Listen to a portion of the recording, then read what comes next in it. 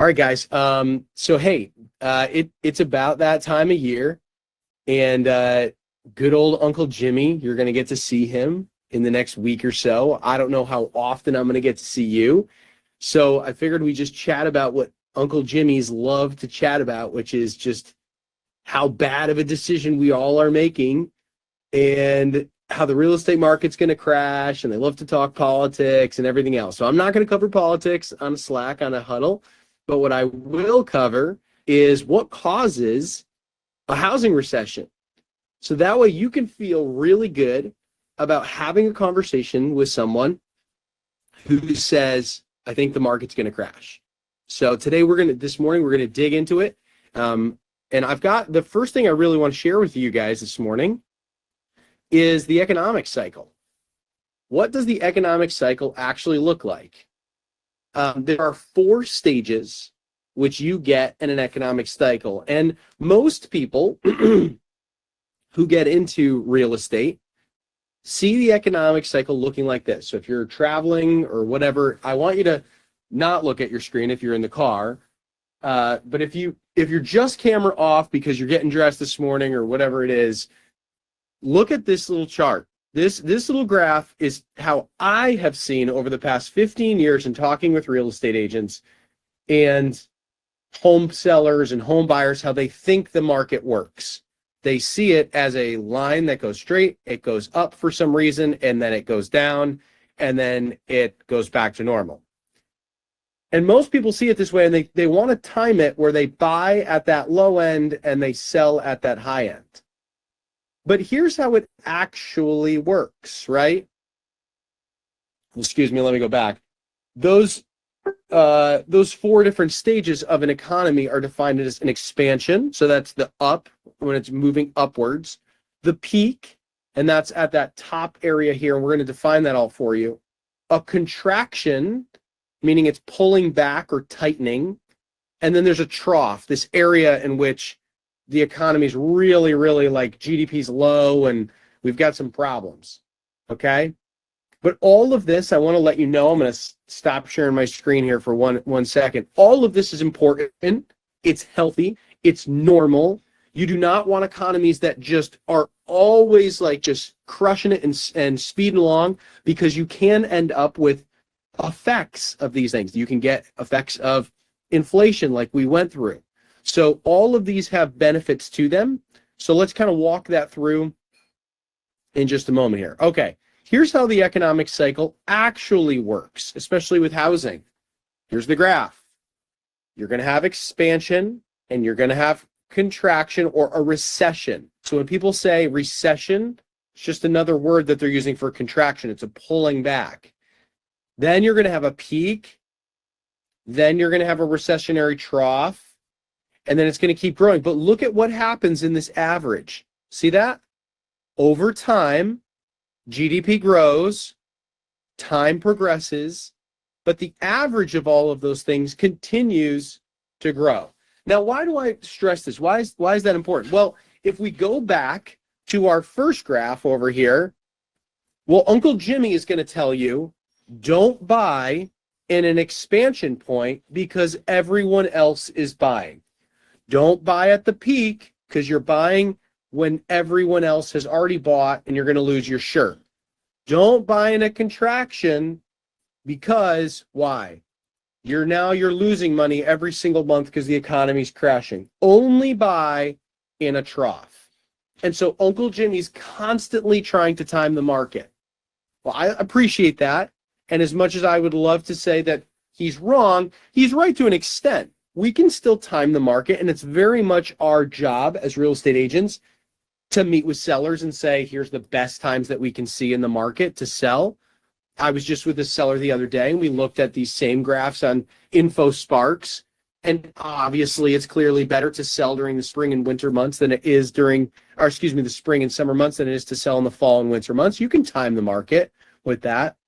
But the idea that you're just going to lose your shirt if you do this is less supported, let's put it that way. Because over time, the cost of this real estate and the price and the value, all 3 of these, cost meaning what would cost to build something like that, the price, meaning the prices that they're listed for, and the values, which is really meaning what's supportable, the supportable range from other buyers, all increase. So when your Uncle Jimmy says, oh, it's a bad time to buy, okay, to who? If you're, let's say, in this recessionary trough and you buy at the very lowest point, you're still paying more than the person who paid in the expansion period or in a peak at another point in time. The average, however, is just gone up. The average has gone up.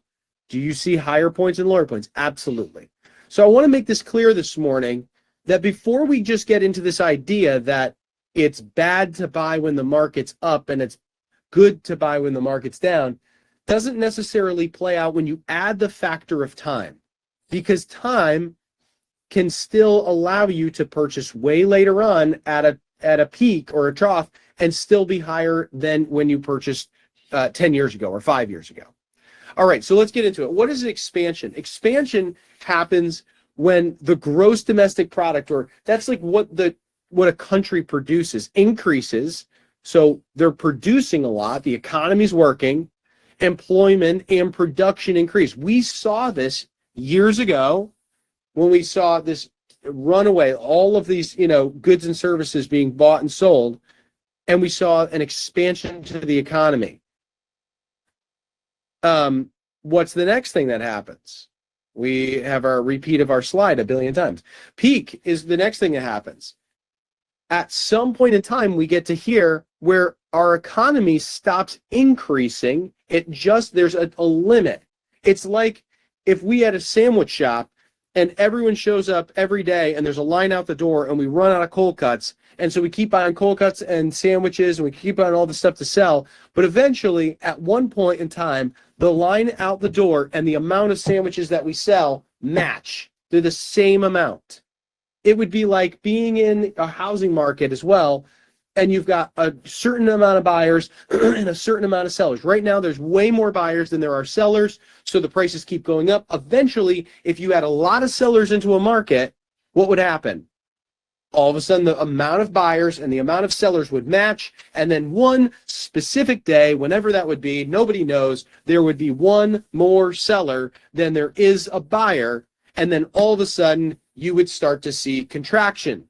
This is when the economy starts to decrease. The economy is in decline. Now you've got more sandwiches than there are buyers. Your cold cuts go from day to day, and your houses take longer to sell. Why? Because there are less buyers, there are less sandwich eaters than there are sandwiches or houses. You can tell that I'm hungry this morning. Then what happens eventually? Eventually we get to what's called our trough. This is where our actual production stops decreasing. Eventually we find a bottom. We start to say to ourselves, all right, we're going to cut all the cold cuts, we're going to cut all the sandwiches, we're going to, the houses, blah, blah, and eventually you get to this point where you've got enough inventory which is matching the amount of buyers, or more buyers start coming back into the market. How would this work? Well, let's say that you have too many houses, you have one extra house, more than you have buyers, and now all of a sudden, all of these people start coming through, and there's more houses and more houses, more houses, and the prices start to decrease as houses start to compete against one another. Well, eventually you'd get to this point where sellers start dropping their price so low in order to sell because there's so few buyers that eventually other buyers start jumping into the market saying, these prices are so good, it's impossible for us to sit on the sidelines. Then more buyers start coming into the market, and all of a sudden the cycle starts to turn once again as more buyers and more buyers come in. There's momentum to that, and more buyers rush in and eat up all the houses that are there. This is a painful moment for the economy. Negative impacts, lots of stuff, people stop spending their money, etc. So where are we? Where are we right now? It's well understood that right now the U.S. is in a contraction period. We're generally in that. We get plenty of news that's like, well, we've got employment is still working and growing, and we've got this. But economists would, I would say, arguably say that we are in a contraction period. So is Uncle Jimmy wrong? Uncle Jimmy isn't totally wrong. We may be headed for a trough or a recession in the next couple of years. I don't want to give my personal opinion on it too much, but I could see that Uncle Jimmy could be right. So what could cause a crash? What could actually cause a crash? If you've tuned this out, if you thought this morning, okay, this is boring, blank, and you're just like, I just don't care, I don't understand. Well, I need you to wake up as a real estate agent and actually hear this, because your sellers are going to ask this. Your buyers are going to ask this. And Uncle Jimmy, at Thanksgiving, you want to be able to accurately talk about this. What could cause a market crash? Let's stop and just ask the audience here. What could cause a market crash? Jordan, are you in an attic? No, I'm in my garage. I'm working out. Oh, okay. What could cause a market crash?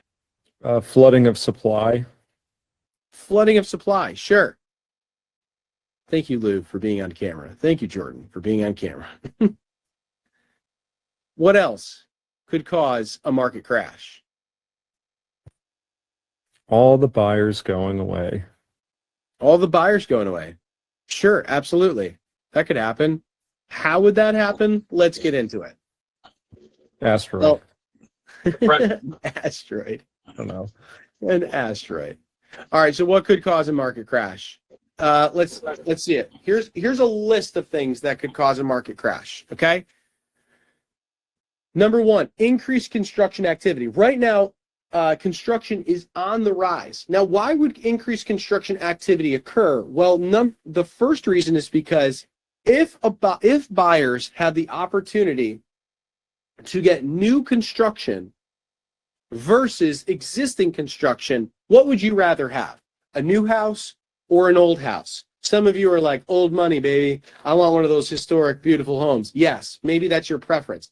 But overall, humans would rather have something that is new rather than something that is old. However, right now, new costs a lot more than old costs. If you talk to Nick DeLuca, he's going to be like, yep, you're going to be $325, $340, $350, $360 a square foot if you're building new construction. But right now, you can certainly buy existing construction for way less than that. So why is increased construction activity could be bad for the economy? Well, as this new construction continues to happen more and more and more, this product that builders have will eventually, if they want to sell it and consumers can't afford to buy it at the high prices, they will start to drop their prices. And if they start to drop their prices and eventually they get close enough, people will tend towards new construction to absorb that product more than they will choose the existing product. And so the existing product has to also drop their prices, which begins to start a free fall between new construction and existing. It's like two gas stations that are across the street from each other. One drops their price by 5 cents, the other drops theirs by 6. The next one drops at another 2, followed by another 3. And it continues to happen until they find an equilibrium. Loosening of lending standards. Well, that could happen because if you loosen the lending standards too much, now all of a sudden you could have people who should not be buying houses, which could quickly, in a matter of a year or two, cause a crash because people are not going to be paying their mortgage. You could have a mortgage crisis, which is relating to that. We went through that in 2008. Right now, we really see stricter lending guidelines, so we don't see that. Potential price stagnation or a decline if prices cannot increase at all. So are we seeing any of these really in the top 4 happening right now? Not really. We're seeing increased construction activity, but not to the degree that people are like, oh my gosh, there's like, subdivisions that are sitting empty right now. We're not seeing any of that. So those are out. How about unemployment? In fact, we're actually seeing, in some cases, better employment numbers. So that's out. Economic downturn. We are starting to see some data which suggests that we're having some downturn. Inflation has come down to their 2.2% of what they're saying. We'll see if that shows up. Foreclosures are up. Certainly that's increased a little bit. Interest rates are still going up and down. We're seeing that. Overinflated property prices. We are seeing property prices higher than they've ever been before. So maybe there. Rising mortgage rates. You better believe it. That's happening.